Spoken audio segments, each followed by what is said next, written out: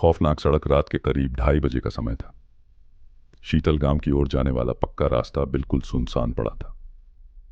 चारों ओर धुंध छाई थी और ठंडी हवा पेड़ों के पत्तों को अजीब सी सरसराहट में हिला रही थी। अजय, जो शहर से बाइक लेकर गांव जा रहा था, ने देखा कि पूरे रास्ते में न एक इंसान था, न ही कोई वाहन। बस उसकी बाइक की हेडलाइट अंधेरे को चीरती हुई आगे बढ़ रही थी। करीब 5 किलोमीटर तक चला तो अचानक उसे महसूस हुआ जैसे पीछे कोई और चल रहा हो। उसने शीशे में देखा, पर सड़क खाली थी। उसने सोचा शायद भ्रम होगा, लेकिन तभी उसकी बाइक के साइड में किसी ने धीरे से फुसफुसाया, रुको। अजय का दिल जोर से धड़कने लगा।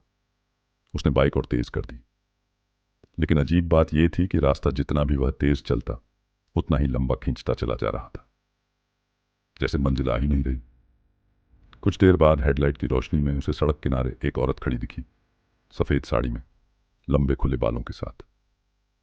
उसका चेहरा झुका हुआ था।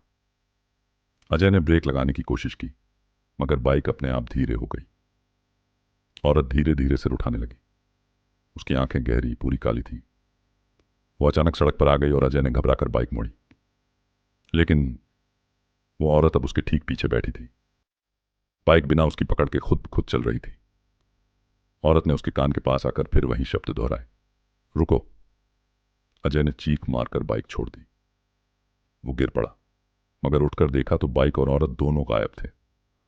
अब वो खाली सड़क पर अकेला खड़ा था। चारों ओर सन्नाटा। अचानक पीछे से कदमों की आवाज आई। उसने पलटकर देखा। वही औरत अब धीरे धीरे उसकी ओर बढ़ रही थी। उसके चेहरे पर अब कोई शक्ल नहीं थी, सिर्फ सफेद धुंधली परछाई थी। अजय ने भागने की कोशिश की, पर उसके पैर जमीन में जैसे धंस गए। और तभी पूरे रास्ते की स्ट्रीट लाइट्स एक एक कर बुझने लगी। धुंध गहरी होती चली गई और आखिरी बार अजय की चीख सुनाई दी। जब अगले दिन सुबह राहगीर गुजरे तो सड़क पर सिर्फ अजय की बाइक टूटी पड़ी थी। उसका कोई नामो निशान नहीं था। कहते हैं उस रास्ते से जो भी रात को 2:30 से 3 बजे के बीच गुजरता है, उसे वही औरत रोक लेती है।